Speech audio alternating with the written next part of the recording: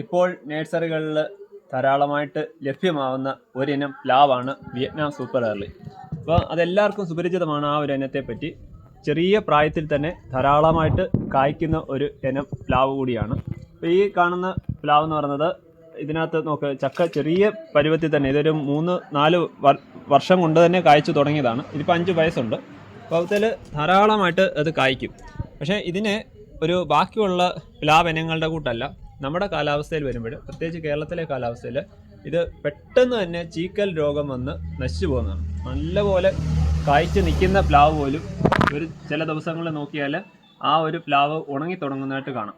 അപ്പോൾ അതിന് പരിചരണം നന്നായിട്ട് കൊടുത്തില്ലെന്നുണ്ടെങ്കിൽ ഇതിന് നമ്മൾ നടുന്നതും അത് നമ്മൾ ആ കൊടുക്കുന്ന ഊർജ്ജവും വെറുതെ ആയിപ്പോവും.